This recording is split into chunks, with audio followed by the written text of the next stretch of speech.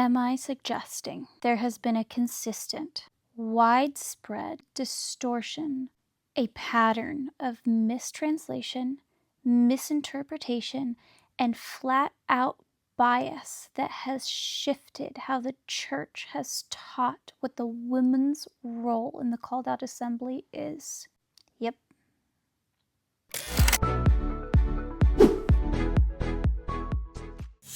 If you've been following along thus far in the series, you'll see how many of the different misinterpretations we have already tackled.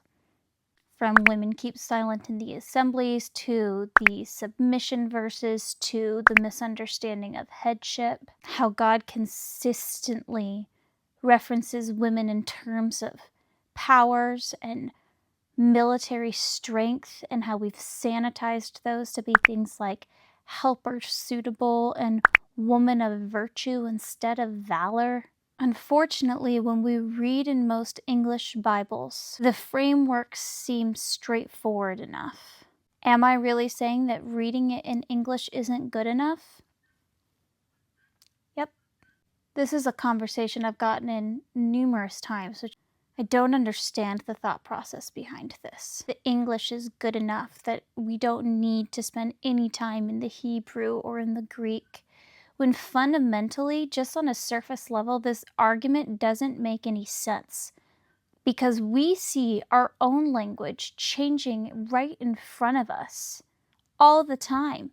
Language shifts, meaning shifts, and if we don't understand it in its original context, we're going to be putting our own cultural interpretations and bias on something when that's never what the intentional design was. Hebrew is fundamentally different from English and even from Greek. And while a lot of what we have studied comes from the New Testament, which was written in Greek, oftentimes people forget, even though it was written in Greek, it was written by Hebrews. And the way that the Hebrew language functions is different. The way that they think is different. You can take the same piece of music and play it on a violin and play it on a piano, and it will never sound the same, because they are fundamentally different instruments.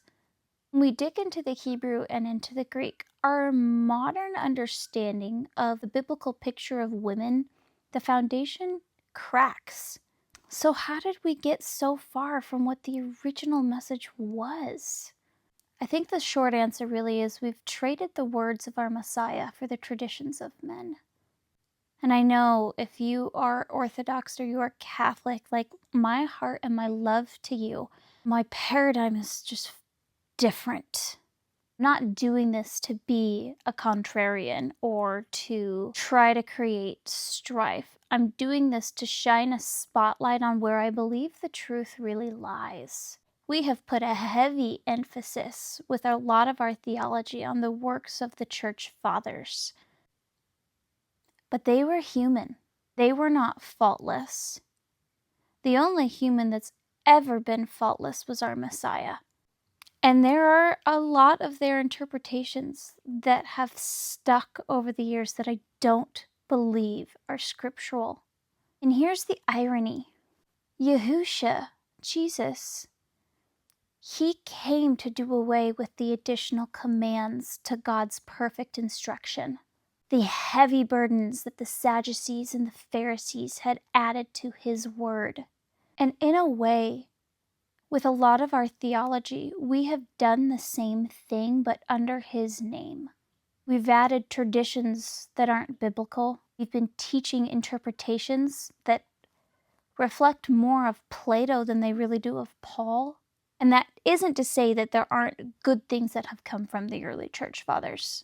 But it's important to understand where a lot of these paradigms have come from, because not all of them are good. Today we are asking, whose words are we building on? Whose voices have shaped our understanding of biblical womanhood? And most importantly, do they sound like our shepherd?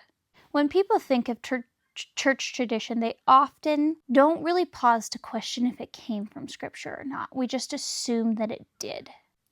A massive chunk of our theology comes from early church fathers, and let's just say they had opinions. Early church was deeply shaped by Greco-Roman philosophy, an influence that is very obvious in many of their writings.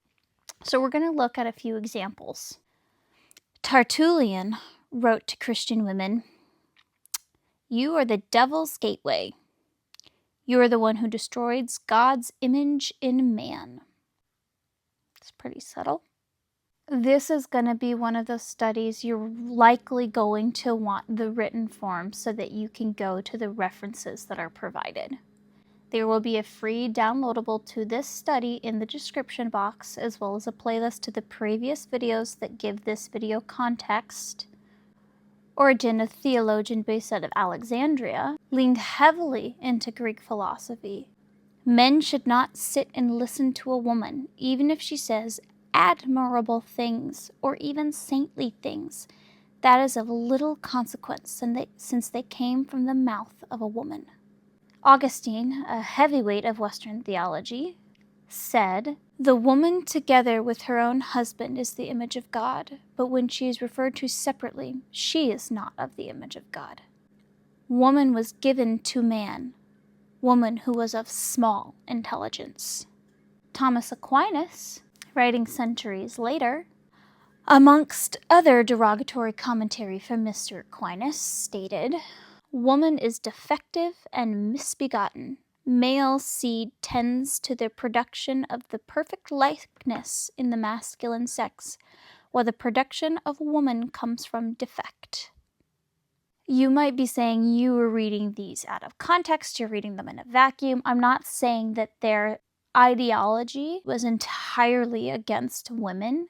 Looking into the works of these church fathers and doing a deeper dive is an advantageous study. Pull these references out as a way of starting to show that the attitudes towards women has not always been wholesome and has shaped how we've interpreted and translated the biblical framework. If this is part of the foundation that our theology is based on, should we really be surprised of how Scripture has been misinterpreted? These men weren't writing in a vacuum. They were deeply shaped by a world that valued male superiority and viewed women as spiritually and intellectually inferior. Not every leader wrote this way. There were church fathers that valued and supported women. This is where the work of historians like Beth Ellison Barr can be very helpful.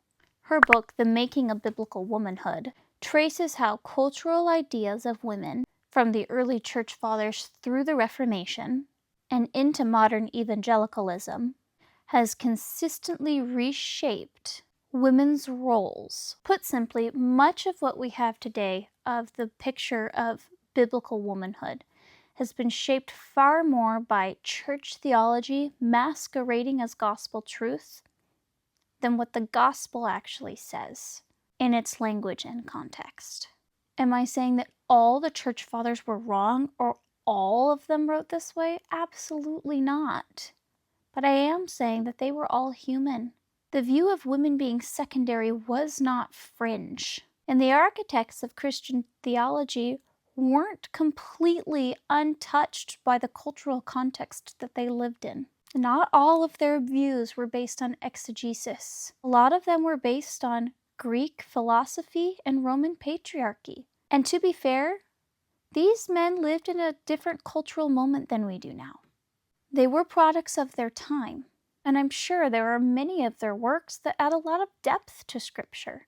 But our ultimate authority should be the Scripture and text itself, not a different man's interpretation of it. And that's why I end every single one of my videos with, test everything and hold fast to what is good. That's why I do things like make free guides for people to start studying Hebrew and Greek in their own language, so that I can empower you with the tools to go and search out this information yourself. We can't treat early church fathers' interpretations as timeless and true when their lenses were fogged by the assumptions of their era. Respect for their contributions? Abso-friggin-lutely. Reverence that overrides Scripture itself? not so much. And here's the real issue. Somewhere along the way, their words were elevated as if they held the same authority as Scripture. Many of their assumptions about women seeped into doctrine, translation choices, and the church structure as we know it. You've got to approach their writings like a good old cow eating hay. Chew the grass, spit out the sticks. And while we're at it, please do that with any author I quote as well. Lead with curiosity and not blind acceptance. Just because I reference somebody doesn't mean I'm signing off on their whole body of work. The only writing I 100% back is my own. And even then, as I learn more and I grow more, my interpretations may shift and change. Which is why I encourage you to learn with a questioning spirit, weighing everything against Scripture.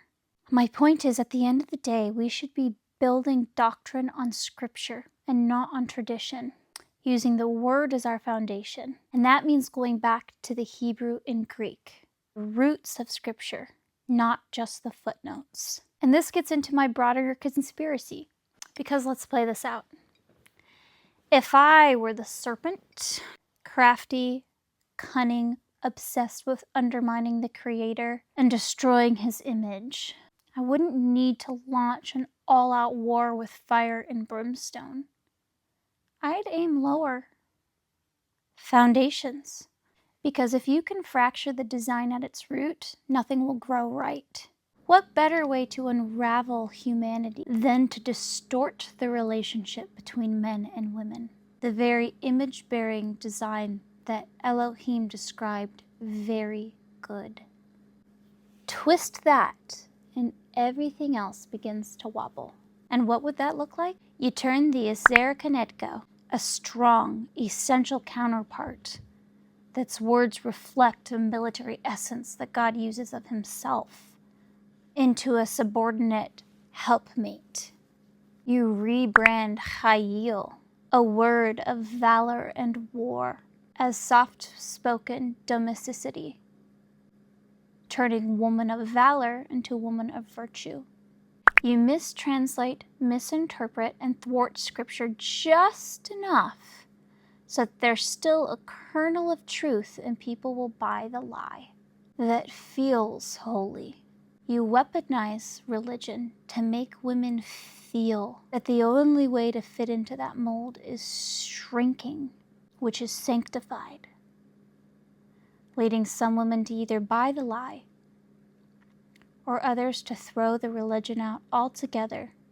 Because if the serpent can convince half of humanity that their strength is rebellion, that leadership is pride, that their voice is disobedience, he doesn't just silence women, he sabotages generations. And here's the enemy's real genius. When the pendulum swings too far in one direction, a counter movement is inevitable. And this is where modern feminism enters the picture. The kind that rejects the design altogether, trades hierarchy for hostility, the one that says, I don't need a man, I can do it myself. So here we have patriarchy pushing passivity and dominance, feminism that often pushes independence and deconstruction, and few people asking what the original design really was. Both sides, miles off course. But Yahuwah, the Lord, doesn't leave His design buried under centuries of religious rubble. He sends someone to rebuild it, and His name is Yahusha, Jesus. The world had drifted far from the garden. By the time Yahusha arrived, Roman patriarchy ruled the land. Rabbinic traditions stacked burdens on men and women, and the serpent's lies had become cultural law. But He came not to reinforce the distortion, but to restore the original design. He didn't do it by just writing a manifesto. He did it by walking it out. He taught women. He commissioned women to proclaim. He taught revelation through them. He honored their faith. He included them in His traveling ministry. He entrusted them with the news of the resurrection. And for more on this, you can see my video on the women Jesus discipled. Yahusha's genius was profound. In a culture that viewed women as unreliable witnesses, he flipped the narrative upside down by sending them with the most important testimony in all of humanity. He is risen. In a culture that silenced, dismissed, and controlled women, Yahusha did the opposite. The Son of Elohim believed women were capable of learning, proclaiming, serving, leading, and testifying to the resurrection. Why would we settle for theology that puts women back in the corner? Yahusha did not come to reinforce hierarchy. He came to rebuild a family, and he rooted it in love. One body, many parts, all surrendered, all empowered, all image bearers.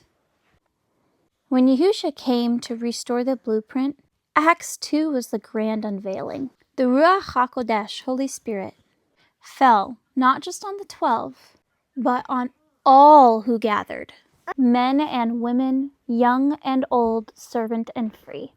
And when onlookers marveled at what had happened, Kepha, Peter, stood up and quoted from Joel. And it shall come to pass in the last days, says Elohim, I will pour out my Ruach upon all flesh, and your sons and daughters shall prophesy. And on my servants and on my housemaidens I will pour out in those days of my Ruach, and they shall prophesy. Acts 2:17 through 18. Quoting from Joel 2:28 through 29. They shall prophesy. The early called out assembly was not confused on whether or not women had a voice. They had already seen it in Miriam, in Priscilla, in Junea, Philip's prophesying daughters, in the original Testament that had Deborah and Esther, and the blueprint that God laid out in the beginning, which was shared dominion. Women weren't just present, they were active. This wasn't just a cultural fluke or a temporary exception. The Spirit of Elohim was poured out on all who gathered, without prejudice, without hierarchy, and without disclaimers. Which means, if Elohim called women prophets, if he chose them as the first witnesses to the resurrection, if he entrusted them to teach, correct, and proclaim the gospel, then the church's job is not to restrict them. It's to receive them, to make room, to honor their gifts, and to not quench the Spirit. Because when we suppress the image of Elohim in women, we don't just diminish them, we distort the body. It wasn't Messiah who sidelined women. It was men, centuries later, who traded the Spirit's fire for institutional control. And somehow we're still debating on if women are allowed to speak. Spoiler alert, the tomb was empty and the women were speaking. So if you've ever been told to tone it down, sit it out, just support your man's ministry, this series is your permission slip, signed and sealed in crimson. Because restoration isn't rebellion, it's redemption. I will link that playlist with the entire Biblical Womanhood series in the description box down below. I have that free downloadable for scriptures in the original languages. My upcoming ebook is planned to be released in February. Until next time, don't forget to test everything and hold fast to what is good. May Yah bless and keep you. May he make his light shine upon you and give you peace. Catch you on that flippity flop. Shalom.